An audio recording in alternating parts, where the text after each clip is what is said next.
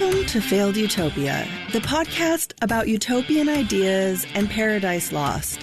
We look at utopian concepts of the past, present, and future, as well as utopian societies and communes, which promise the world to eager followers, but inevitably fail when it all starts to unravel.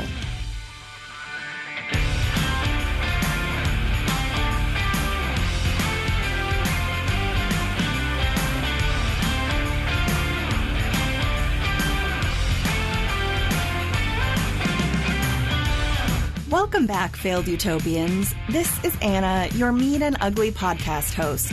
I hope you're all caught up on the first 4 episodes. Jonestown Parts 1 and 2 were pretty heavy, so today's episode offers an antidote with the happiest place on Earth. Yeah, Disney World. Is it really the happiest place on Earth? No idea, never been there. Aside from Baby Yoda, I don't care that much about Disney, and I'm sure I just earned myself a bunch of hate mail for saying that. I know a lot of people are really into Disney, but you know what I do like about Disney? It's not a cult. Yeah, not a cult. That goes in the plus column. Stay glued to your speakers to find out just what Walt Disney has to do with Utopia. And if you're worried this is going to be too cheerful, don't be. I'll find a way to make it creepy and disturbing just how you guys like it. Just 2 quick pieces of housekeeping before we start. In case you missed it last week, there was a short bonus episode released as a follow-up to the Jonestown episodes. And in other news, the Failed Utopia merchandise shop is now open. Tees, hoodies, mugs, masks, and more. It's all there at failedutopia.com/shop.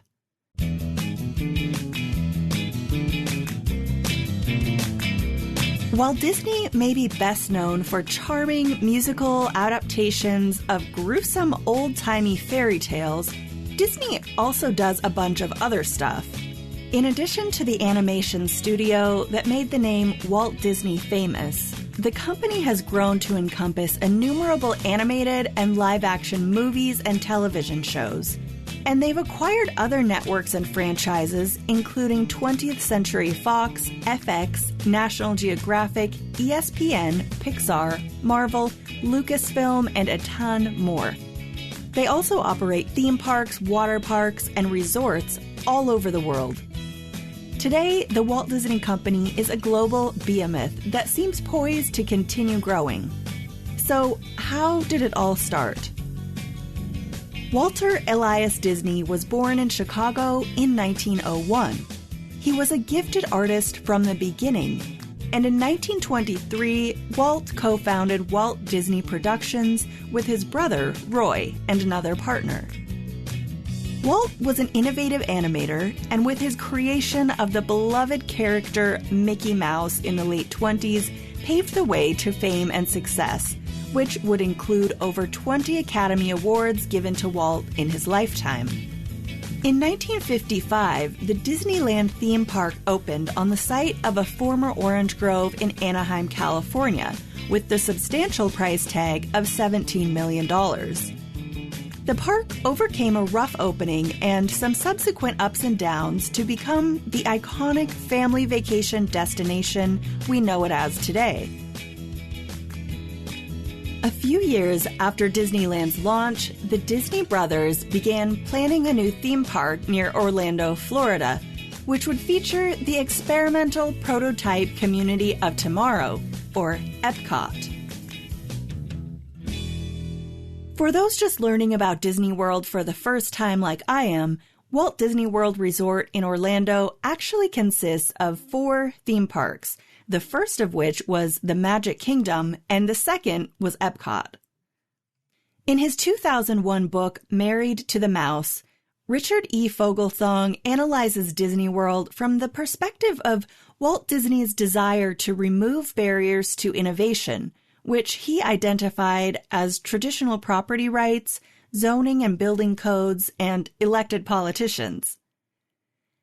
Disney preferred to replace these inefficiencies with a centralized, benign but paternalistic leadership.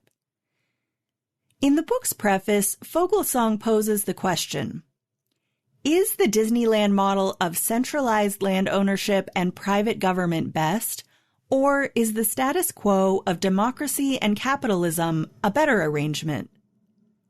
See what you think after learning about Walt Disney's Utopia. Before we really dig in, I just have to read you one more paragraph from this book. Taken more broadly, it struck me as very prescient at the time of this recording shortly after the American election in 2020. Fogelsong writes, "In writing this account, I have tried to be fair. Yet fairness does not mean, as a journalist once told me, going straight down the middle and not offending anyone. It does not mean offering equal measures of praise and criticism to all concerned. Rather, it means being fair to the story, fair to the facts, so that some persons get knocked more than others. For those painted in unflattering tones, I have tried to offer your perspective too, subject to limits of space and evidence, so readers can judge for themselves. I have also tried to be mindful that while people make history, they do not always do so just as they please." Wow, think about that later when you open your favorite news app. After Disneyland's eventual success in California, Disney began shopping around an idea for another much larger theme park and was wooed by city governments all over the world.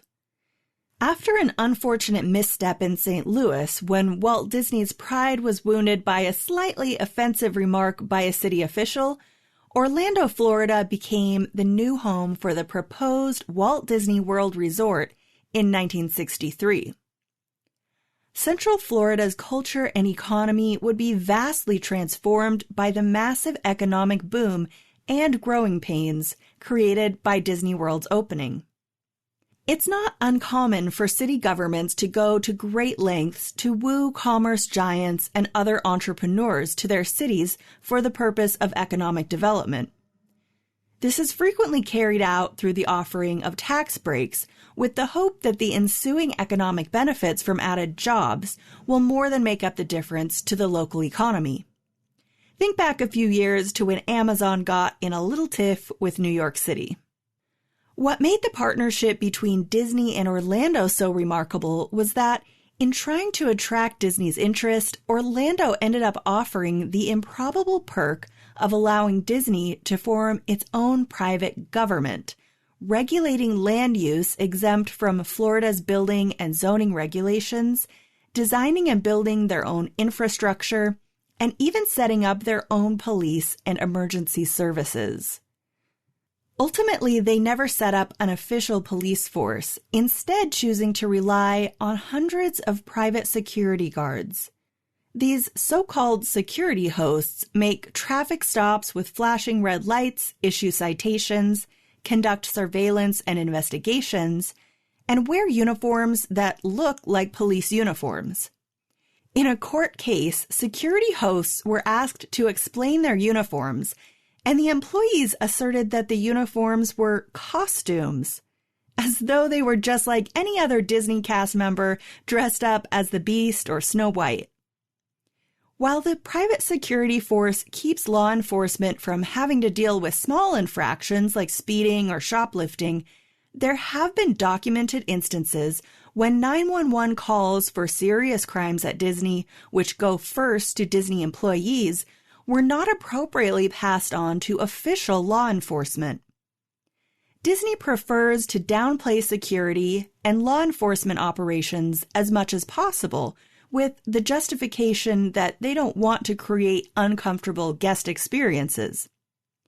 Reportedly, they don't bother to enforce DUI laws for this reason. Wouldn't want a DUI ruining anyone's vacation. In their deal with Florida, Disney was even authorized to build its own airport and nuclear facility. It never did build either the airport or the nuclear plant, but they still retain authorization to do so should they choose. In his book, Richard Fogelsong cleverly refers to this unique arrangement Disney has as a Vatican with mouse ears. Ostensibly, Disney gained these benefits for the purpose of building an experimental model city of the future for 20,000 people, Epcot. Disney executives justified their need for complete flexibility and autonomy by claiming that in order to innovate for the future, the company would always be, quote, in a state of becoming. This sounds like some pretentious corporate doublespeak from today, but it worked. They got what they wanted, even though this residential city of the future vision of Epcot never came to pass.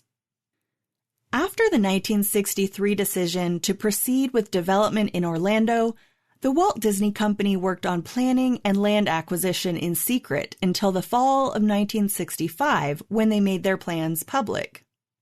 In addition to Walt Disney's prodigious creative talent, he was reportedly also genuinely interested in urban planning.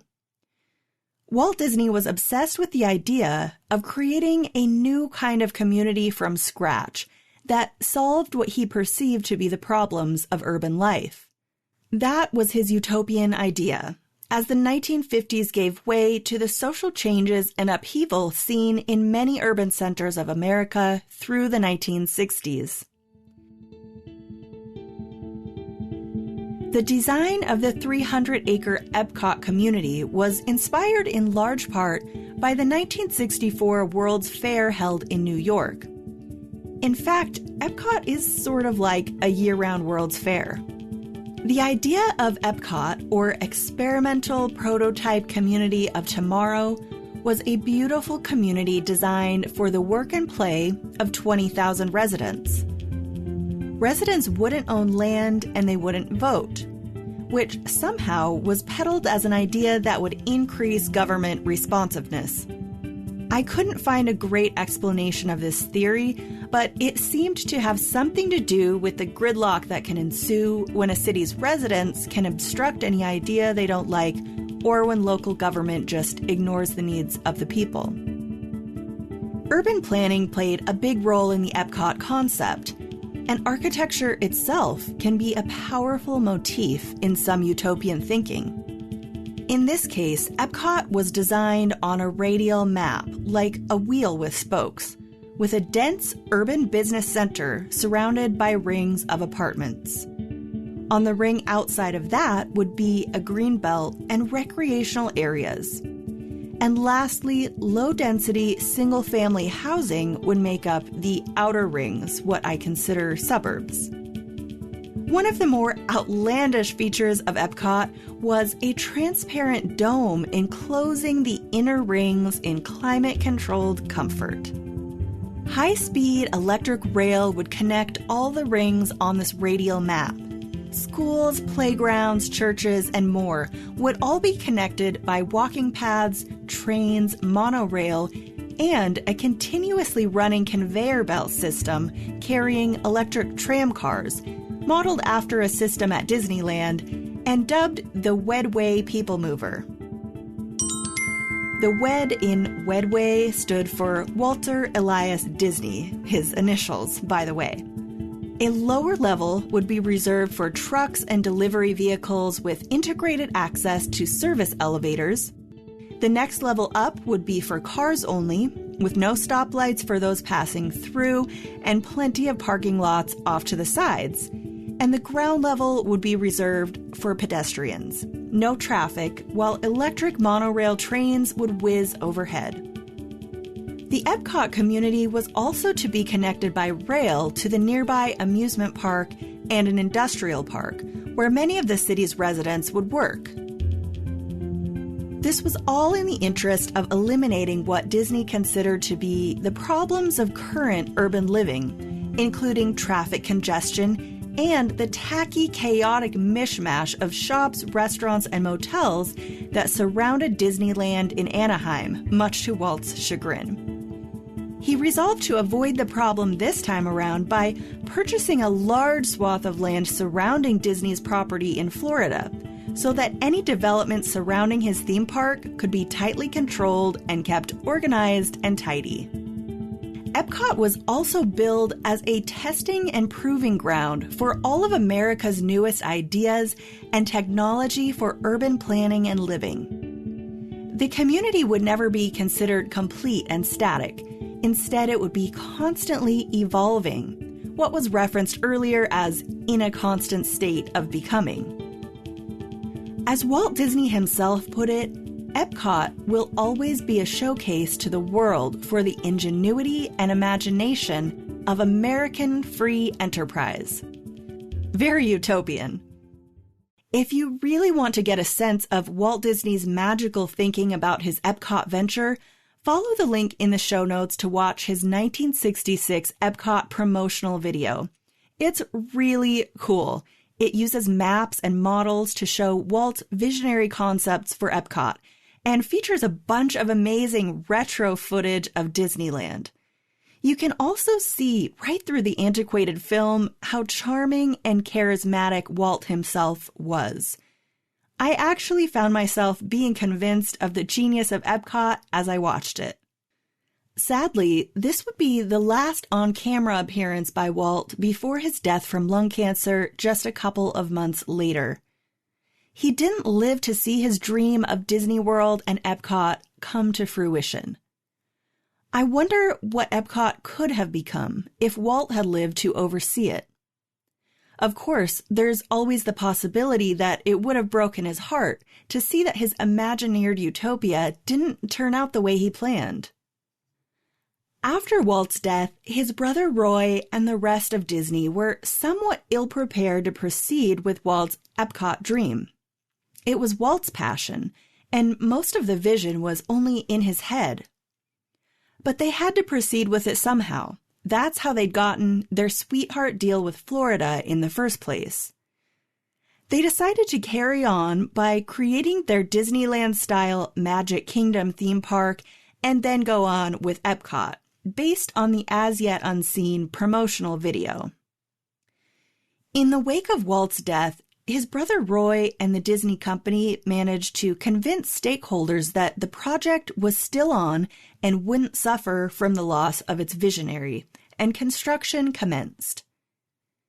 Even if Florida state officials were naive to take Disney at their word that they would fulfill their lofty promise to create Epcot, the glitz and glamour of Disney, along with the $600 million they planned to invest in Florida to create Disney World, sealed the deal.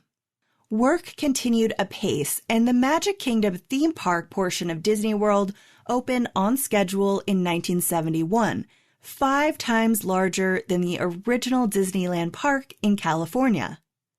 But by the 1980s, it was clear that Epcot wasn't turning out to be the city of the future that had been promised in that starry-eyed utopian film from 1966. It was more of an exhibition of technology and culture from around the world and corporate exhibits showcasing industrial breakthroughs. That big, weird-looking white ball thing in every picture of Epcot is called Spaceship Earth. And apparently there's some kind of time travel-themed ride inside it. Yeah, I had to look that up. Anyway, there was ultimately no residential component to Epcot. This broke the deal that the Disney company had made with Florida, since there was no justification for the private government powers they'd been granted if they had no citizens.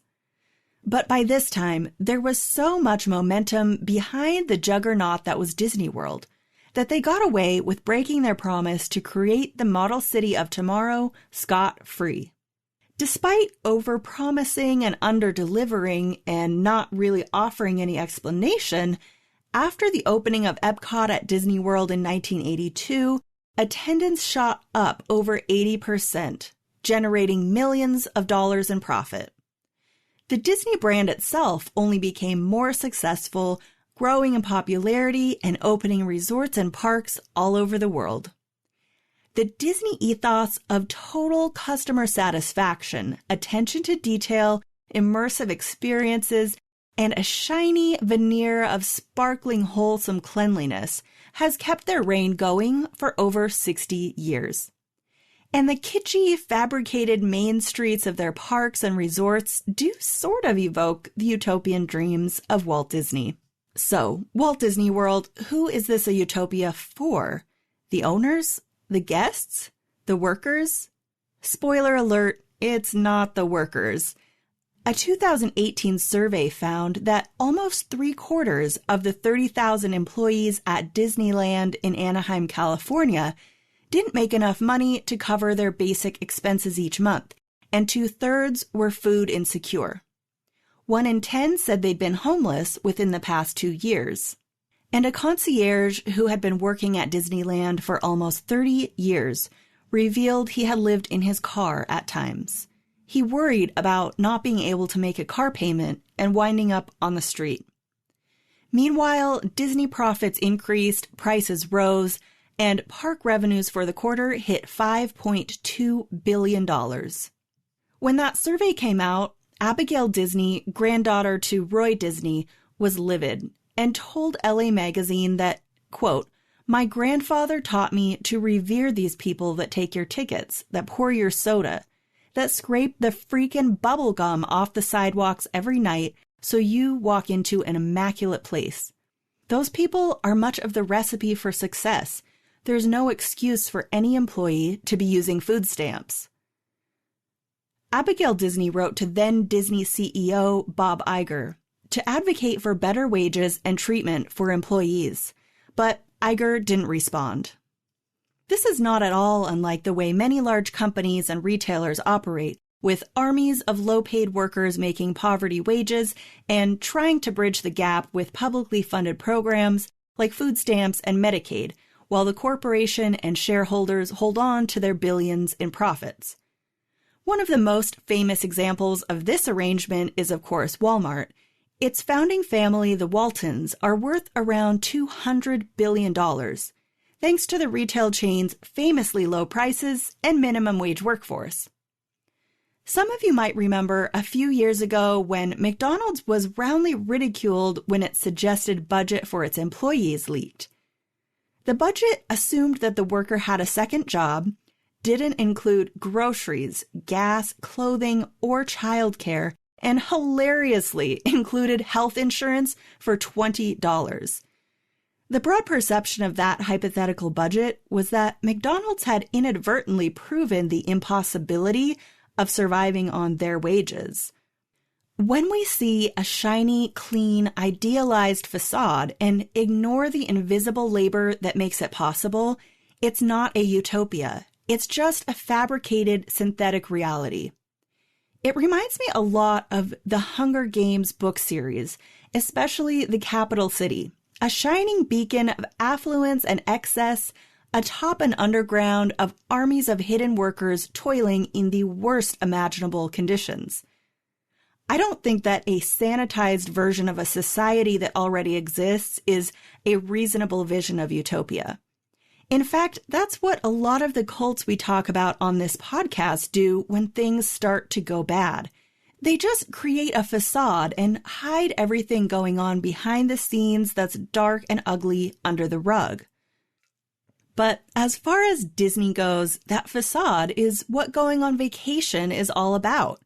It's fun for a while, and you feel great because you don't have any responsibilities. If you don't bring your kids with you anyway.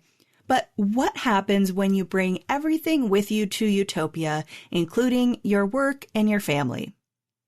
Can you still have a utopia with all your everyday cares and worries? Well, that's where the city of Celebration comes in. Celebration is sort of a Disney company town near Disney World. The affluent town of several thousand was planned and developed by the Disney Development Company in the 1990s, and it was a half-hearted nod to Walt Disney's original vision for Epcot, though it appears nothing like the original Epcot plan. At one point in the planning phase of Celebration, Disney officials proposed a section of affordable housing for Disney employees, which they would call, get this, Funky Town. Ultimately, it was decided that a low-income area would be a turnoff to other Celebration residents, and the idea was scrapped. It was a so-called international prototype community that had no place for the lower income among us, including their own employees who worked in Celebration but couldn't afford to live there. Affordable housing would be left to the community outside Disney to sort out. Unsurprisingly, Celebration lacks other forms of diversity as well. Its residents are about 90% white. There's also been some controversy over the poor construction quality of housing there, leading to dilapidation and depreciation, and the school. Of course, schools are always controversial. God bless you, anxious, angry parents. The community was master planned, of course, meaning that there are only a few style of houses, so things are pretty uniform. White picket fences and all that. To me, this place sounds like a suburban McMansion development with very strict HOA rules. I think a lot of people might be creeped out by the synthetic Truman Show quality of this town. What type of person would even want to live in a place like this?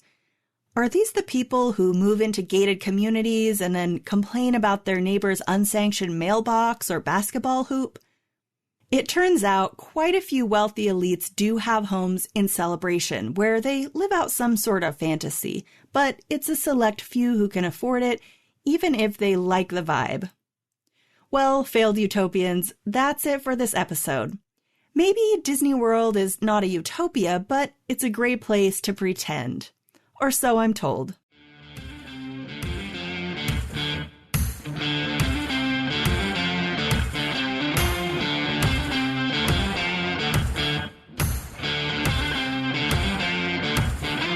If you enjoyed this episode, please subscribe and leave a rating or review on Apple Podcasts to help other people find it. Tell your friends about it, and if you want to support the pod directly and help keep new episodes coming, you can donate to the show through the link in the show notes. Connect and stay in the loop on the website, failedutopia.com, or the Facebook page at Failed Utopia Pod.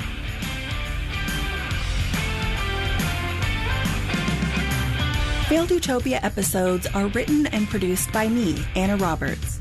The burning palm tree painting featured on the cover is by artist Perry Vasquez. My intro music is by Elliot Middleton. See you next time.